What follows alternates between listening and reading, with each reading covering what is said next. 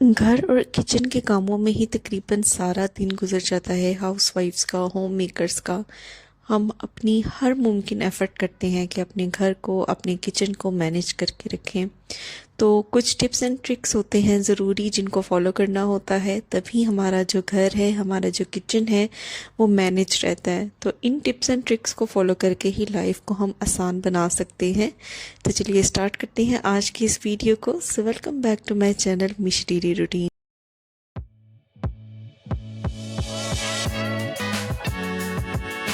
अपनी वीकली या monthly grocery के अंदर टमाटर तो हम सभी अपने घर के अंदर लेके आते हैं। तो मैं भी इस तरीके से टमाटर लेके आई हुई थी, लेकिन मुझे ना 2-3 दिन हो गए थे इनको स्टोर करना सही तरीके से ना याद नहीं रहा। तो मैंने कहा चलो आज वीडियो भी बना रही हूँ तो आपके साथ भी शेयर करती हूँ। तो जितने भी टमाटर मैं लेके आती हूँ, चाहे वीकली ग्रॉसरी में लेके आऊँ या मंथली ग्रॉसरी में लेके आऊँ, तो सबसे पहले मैं क्या कर लेती हूँ, इनका ये जो जड़ वाला हिस्सा होता है ना, जहाँ पे इनके पत्ते होते हैं या स्टेम होती है, उसको मैं अच्छे तरीके से रिमूव कर लेती हूँ। तो अक्सर जो मॉइस्चर होता है ना वो टमाटरों के अंदर इसी जगह से जाता है। अगर तो ये जो स्टेम है इसके साथ लगी रहेगी तो ये बहुत ज़बरदस्त तरीके से ना मॉइस्चर को एब्जॉर्ब कर लेते हैं, जिसकी वजह से जो टमाटर है वो गलना सड़ना स्टार्ट हो जाते हैं। तो आप ये बास्केट देख रहे होंगे, मैंने इस तरीके के ना बास्केट ले ली है जिसके अंदर मैं टमाटरों को स्टोर करके रखती हूँ। ये बहुत ही कन्वीनियंट रहती हैं, इसके अंदर टमाटरों को स्टोर करना अच्छी खासी क्वांटिटी में ना बहुत ज़्यादा आसान होता है।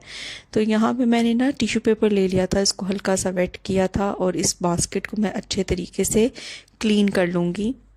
तो इसके बाद ना मैंने टिश्यू का रोल ले लिया था और सबसे पहले मैंने डबल लेयर करके टिश्यू की इस बास्केट के बॉटम के ऊपर मैंने फैला दिया है।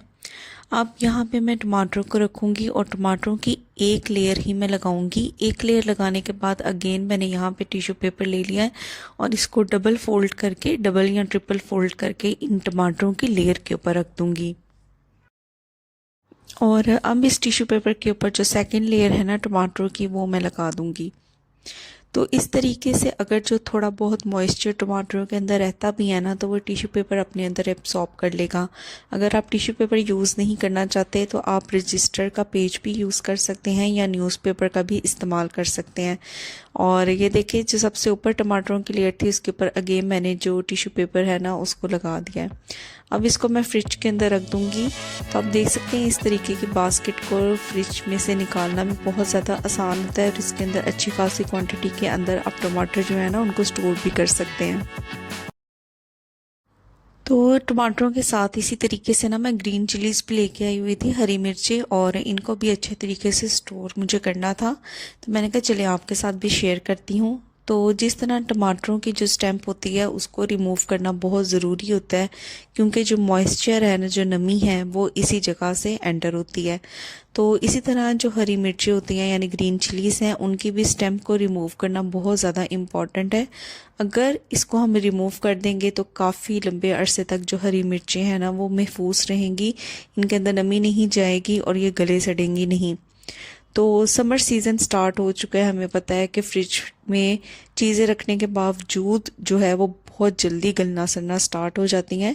तो थोड़ी सी अगर हम एफ़र्ट लगा लें तो हम अपनी जो इन्वेस्टमेंट, जो हमने कॉस्ट लगाई होती है अपनी ग्रॉसरी में, उसको हम अच्छे तरीके से सेव कर सकते हैं। नहीं तो क्या होता है कि हम अब इतनी क्वांटिटी में अगर चीज़ें ले भी आएँ और जो उनके ऊपर हमने पैसे लगाए हैं वो भी ज़ाया होते हैं और जो चीज़ें हैं वो भी ज़ाया हो जाती हैं। तो ये देखिए, जितनी इनकी स्टेम थी वो सारी की सारी मैंने रिमूव कर दी हैं। तो इस तरीके से ग्रीन चिलीज़ जो हैं वो काफ़ी लंबे अरसे तक सेव रहती हैं। तो मैंने ग्रीन चिलीज़ के लिए इस तरीके का एक कंटेनर लिया है। तो ये बहुत ज़बरदस्त, इसका जो लिड है ना वो टाइटली कवर हो जाता है, जिसकी वजह से जो मॉइस्चर है ना उसके बिल्कुल भी जाने के चांसेस नहीं होते। तो इस तरह का जो टिश्यू रोल है ना, एक मैंने किचन के अंदर ही रखा है, ये चीज़ों को स्टोर करने के लिए काफ़ी ज़्यादा हेल्पफुल रहता है। तो बिल्कुल उसी तरीके से जिस तरह टमाटरों के कंटेनर में मैंने बेस के ऊपर टिश्यू पेपर को स्प्रेड किया था, तो यहाँ पे भी मैंने डबल लेयर लगा के टिश्यू पेपर को स्प्रेड कर दिया है और फिर एक लेयर में यहाँ पे मैंने ग्रीन चिलीज़ की लगा दी है। इसी तरह बस लेयर बाय लेयर मैं टिश्यू पेपर और ग्रीन चिलीज़ को लगाती जाऊँगी और जब सारी स्टोर हो जाएंगी तो इसके ऊपर अगेन एक टिश्यू पेपर मैं रख दूंगी। तो इस तरीके से नमी जो है वो टिश्यू पेपर एब्जॉर्ब कर लेता है अगर थोड़ी बहुत रहे भी। और ये टमाटर हैं या हरी मिर्चें अगर उनको इस तरीके से स्टोर किया जाए ना, तो आप यकीन करें 1 मंथ तक भी ये सही रहती हैं। तो ये मैं बड़े अरसे से ये तरीका फॉलो कर रही हूँ और चीज़ें जो है वो बिल्कुल भी ख़राब नहीं होती। मंथ एंड होने वाला होता है फिर कहीं जाके होती हैं, तो बहुत ही बेनिफिशियल वे है ये। अक्सर रेस्टोरेंट्स में जब भी हम खाना खाने जाते हैं, आपने ये देखा होगा कि खाना खाने के बाद जब हम रिसेप्शन पे जाते हैं बिल वगैरह पे करने के लिए, तो वहाँ पे उन्होंने सौंफ और इस तरह की जो चीज़ें होती हैं वो रखी होती हैं एज अ माउथ फ्रेशनर। तो मैं गई हुई थी मार्केट और वहाँ से ये मैं लेके आई हूँ जी नेचुरल माउथ फ्रेशनर, यानी खाने के बाद आप इसको यूज़ कर सकते हैं। तो ये इस तरीके की ना प्लास्टिक के कंटेनर में आता है, आप चाहें तो इसको इस कंटेनर के अंदर भी रख के यूज़ कर सकते हैं। बस एक एल्युमिनियम फॉयल होती है इस कंटेनर के ऊपर, उसको अच्छे तरीके से रिमूव कर देना होता है। और सिलिका बीड्स यानी सिलिका जेल जो पैकेट है ना वो भी इसके अंदर होता है, ताकि किसी भी किस्म का जो मॉइस्चर है वो इसके अंदर ना आ जाए। अगर ये एक दफ़ा ओपन हो भी गया है तो फिर भी इसके अंदर मॉइस्चर नहीं जाएगा सिलिका जेल होने की वजह से। तो मैं इसको इसके अंदर नहीं रखती। मैं क्या करती हूँ कि मेरे पास ना इस तरीके का एक वुडन कंटेनर है जिसको मैंने अपने डाइनिंग टेबल के ऊपर ही रखा हुआ है, क्योंकि यहाँ पे जब खाना वगैरह खा लेते हैं तो उसके बाद अगर कोई इसको एज अ माउथ फ्रेशनर के तौर पे खाना चाहता है तो वो यहीं से इसको यूज़ कर लेता है। तो लंच हो या ब्रेकफास्ट डिनर करने के बाद जो भी इसको यूज़ करना चाहता है तो डाइनिंग टेबल से ही आसानी से कर लेता है। तो इसके अंदर ना मैंने पहले भी ऐड करके रखा हुआ था, तो जो रिमेनिंग था ना इसके अंदर थोड़ा बहुत वो मैंने निकाल लिया है और जो न्यू वन है ना उसको मैं इसके अंदर फिलअप कर लूँगी। तो मार्केट में ये डिफरेंट टाइप के मिलते हैं जिसके अंदर सौंफ होती है या ओट ड्राई खजूर होती है। ये बहुत ही ना ज़बरदस्त होता है, तो खाना खाने के बाद आप इसको यूज़ कर सकते हैं एज अ माउथ फ्रेशनर के तौर पे। और डाइनिंग टेबल पे पड़ा रहेगा ना तो गेस्ट वगैरह भी आएंगे तो खाना खाने के बाद उसको यूज़ कर सकते हैं। और इस तरीके का वुडन जो कंटेनर है ना वो मैंने यहाँ पे लिया है, तो ये काफ़ी ना प्रेजेंटेबल भी लगता है।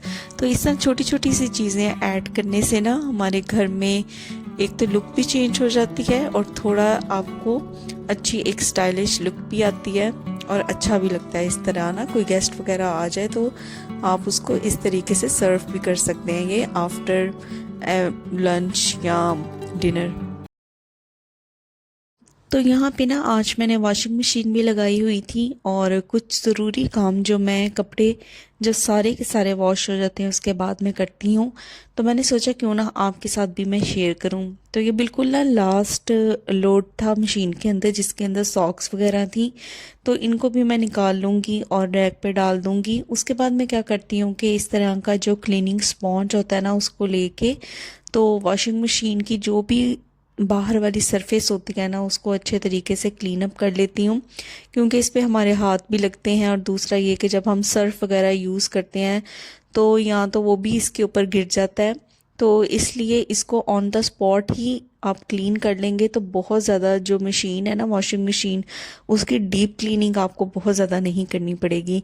इसी तरीके से इसका जो डोर होता है उसको भी मैं अंदर वाली साइड से क्लीन कर लेती हूँ, क्योंकि अंदर काफ़ी स्टीम इकट्ठी हुई होती है जिसकी वजह से जो वाटर ड्रॉपलेट्स हैं वो इसके ऊपर आ जाते हैं। और मीनवाइल जो इसका ड्रम होता है उसके अंदर जो ये रबड़ होता है ना उसको भी मैं अच्छे तरीके से क्लीन कर लेती हूँ, क्योंकि सर्फ के कुछ पार्टिकल्स अक्सर यहाँ पे रह जाते हैं। तो हार्डली ये आपको 2 मिनट भी नहीं लगेंगे इसको क्लीन करने के लिए। तो इस तरीके से अगर आप टाइम टू टाइम कर लें, जब भी आपके कपड़े जो हैं वो धुलें तो आप वॉशिंग मशीन को ऑन द स्पॉट ही कर लें। तो आजकल मैं इस तरीके का ना एक फैब्रिक सॉफ्टनर यूज़ कर रही हूँ और ये सर्फ मैं यूज़ कर रही हूँ जिसके साथ इस तरीके का मेयरिंग कप होता है जिसमें आसानी से आप सर्फ को ऐड करके तो वॉशिंग मशीन में सर्फ को लोड कर सकते हैं। तो यहाँ पे जी कपड़े धुल चुके थे, मशीन को मैंने साफ़ कर लिया था और जो सॉफ्टनर है और सर्फ है उसको भी मैंने रख दिया है। और मीनवाइल ये वाली जो ऊपर वाली शेल्फ है जहाँ पे मैंने सर्फ रखा था उसको भी मैं क्लीन अप कर लूँगी, क्योंकि सर्फ डालते हुए काफ़ी ज़्यादा जो सर्फ है ना वो शेल्फ के ऊपर भी गिर जाता है। तो ये देखिए पूरा एरिया कितने अच्छे तरीके से नीट एंड क्लीन हो गया। तो आज जो मेरे पास हाफ आवर था जिसके अंदर मैं घर का कोई ना कोई एक जो काम होता है ना उसको सिलेक्ट कर लेती हूँ करने के लिए। मैंने अपनी प्रीवियस काफ़ी वीडियोस में आपके साथ शेयर किया है कि मैं दिन के अंदर ज़रूर हाफ आवर निकालती हूँ, उसके अंदर घर के जो भी काम जो पेंडिंग होते हैं वो मैं कर लेती हूँ। तो उसके बाद मेरे पास जो स्टील के ये चम्मच हैं और कांटे हैं ना, उनको मैं अच्छे तरीके से इसके अंदर डिप कर दूंगी। तो सबसे पहले इनकी जो फ्रंट वाली साइड है ना उसको मैंने अच्छे तरीके से डिप करके इसके अंदर रख दिया। अब इस पानी के अंदर ना मैं दो चीज़ें ऐड करूंगी। सबसे पहले तो यहाँ पे मैं ऐड करने जा रही हूँ एल्युमिनियम फॉयल। तो एल्युमिनियम फॉयल मैं लाजमी लेके आती हूँ अपनी ग्रॉसरी के अंदर, काफ़ी ज़्यादा यूजेस होते हैं इसके अंदर। तो इस तरीके से ना फॉयल पेपर मैंने ले लिया है और इसके छोटे छोटे से ना बॉल्स बना के इस पानी के अंदर मैं ऐड करती जाऊंगी। सेकंड चीज़ इसके अंदर मैं ऐड करने जा रही हूँ बेकिंग सोडा। तो ये दो चीज़ें मैंने ऐड की हैं, एल्युमिनियम फॉयल और बेकिंग सोडा। तो जब एल्युमिनियम फॉयल बेकिंग सोडा के साथ रिएक्ट करेगी तो ये बड़ा ही ज़बरदस्त सा शाइनिंग इफ़ेक्ट देगी। जितने भी स्पून्स होंगे या कांटे होंगे स्टील के, उनको ये बड़े अच्छे तरीके से चमका देगी। तो ये देखिए 20 मिनट तकरीबन हो चुके थे चम्मच और कांटों को एक साइड पे डिप किए हुए, और अब मैं इनको बॉटम वाली साइड से डिप कर दूंगी ताकि वो वाली साइड भी अच्छे तरीके से नीट एंड क्लीन हो जाए। तो अब यहाँ पे भी मैं इसको 10-15 मिनट के लिए ऐसे ही छोड़ दूंगी। तो यहाँ पे देखिए टाइम हो चुका था काफ़ी। तो अब मैं आपको स्पून्स की कंडीशन दिखाती हूँ। आप खुद नोट करेंगे कि जैसे ही इस पानी के अंदर से मैं इनको निकालूंगी, इनके ऊपर एक ज़बरदस्त किस्म की जो शाइन है ना वो आ चुकी होगी।